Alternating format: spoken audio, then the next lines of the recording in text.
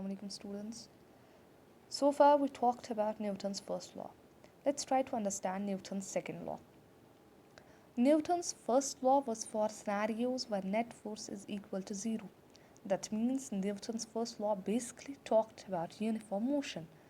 It spoke nothing about non-uniform motion. It only told that object at rest will try to be at rest and object at uniform motion will try to be at uniform motion until and unless you apply some external force on it. So now in Newton's second law, it is for scenarios with net force not equal to zero. That means here some external force is applied on the body, right? You are clear with the fact that in the first law we were only talking about uniform motion. So now we will talk about a general scenario where there is an external force also acting on the body. Now before we start with Newton's second law of motion, we should know what is momentum. So momentum is again a new term for you. It's a new quantity which is going to get introduced. So let's see what is momentum. Momentum is the product of mass of a body and its velocity. Quite simple, right? Let's suppose if you have an object of mass m which is moving with velocity v, then we say that the momentum of an object is equal to mass of a body into velocity of body, that is mv, right? And momentum is a vector quantity because it has both magnitude and direction. So that's quite obvious also, because if momentum is product of mass and velocity, velocity itself is a vector quantity, so momentum should also be a vector quantity, right?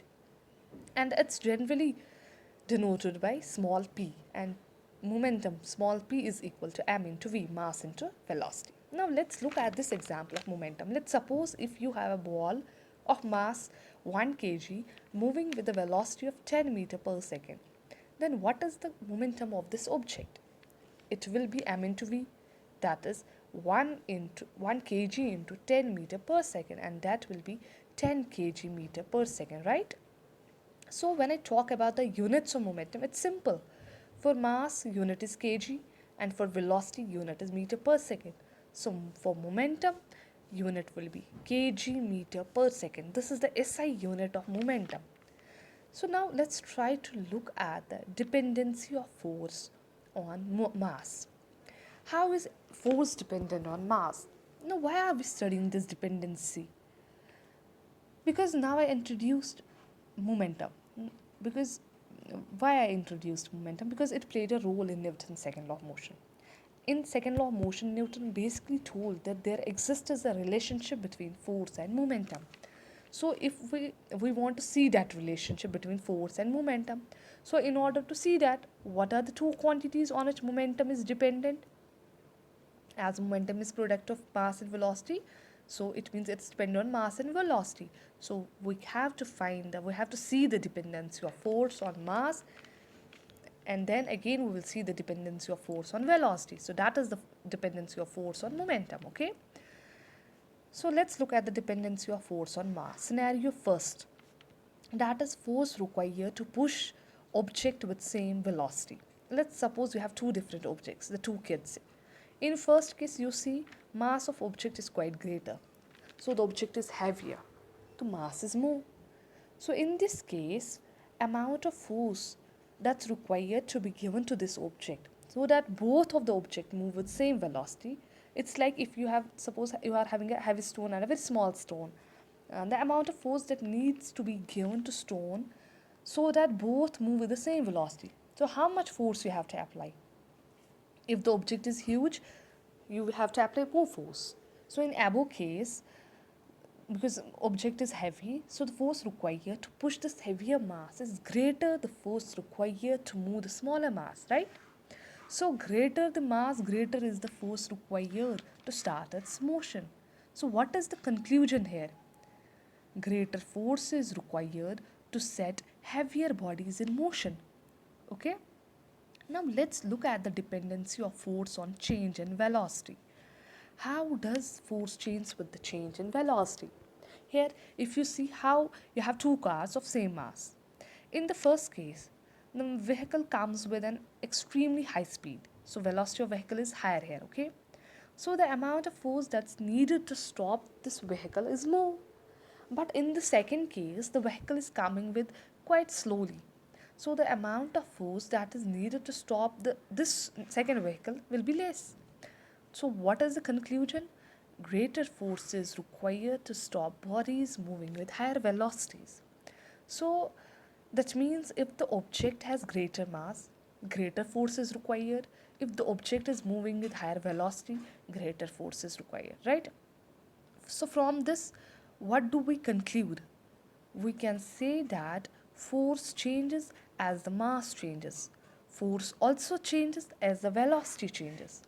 So we can say that force will change as the momentum changes. So we can say that greater the change in momentum in a given time, greater is the force that needs to be applied, right? So how can we say this? We saw that momentum is the product of mass and velocity. And what we saw in previous two slides, greater mass, greater force is required. Again, greater velocity, greater force is required. This is what we saw. So now let's suppose you have some object which has mass m and velocity v. What is the momentum of this object? It's mv, right? Now let us suppose the same object. After some time, its mass increases and now its mass is m dash. And velocity also increases and that's v dash. So what will be the momentum? P dash momentum is equal to m dash into v dash. So what is the change in momentum here? That is p dash minus p. Change in momentum delta p is change in momentum that is equal to p dash minus p, that is m dash v minus mv. So now we saw that as mass increases, force increases. As velocity increases, force again increases. So we can say that force is directly proportional to mass and force is directly proportional to change in velocity. So from this we can say that force is directly proportional to the change in momentum, because force is proportional to mass as well as on velocity. And mass and velocity gives momentum. So we can say that greater the change in momentum, greater is the force that needs to be applied. That is why this statement has given here that greater the change in momentum in a given time, greater is the force that needs to be applied, right? Now let's look at the practical example of this change in momentum. While seeing a cricket match, have you ever observed the way a player catches the ball? Now, say batsman or somebody has thrown the ball with a very high speed. Now, what happens? There are two scenarios. In the first case, I have taken Dhoni, who is an experienced and expert player, and Roni is somebody who doesn't know how to play well. So, what happens in the first case? When it's Ronnie, how will he catch the ball? The ball is coming with high speed and he's just keeping his arms like stationary. So the ball which is coming with very high velocity, high speed falls on his hands and his hands get hurt because the ball is coming with high velocity. But in the second case, when Dhoni catches the ball, what does he do? When the ball comes, you would have observed this in fact when you watch a cricket match. The player always will make his hands also move along with the ball. With that, what will happen? They are actually making their hands also move. And as a result, the force which is required to change the momentum is given by hand.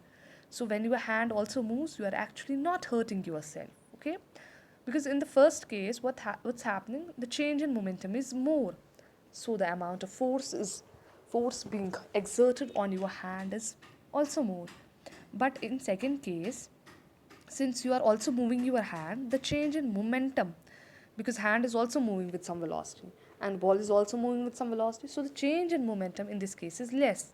As a result, the force which is required in this case is also lesser, and due to which the player is not hurt.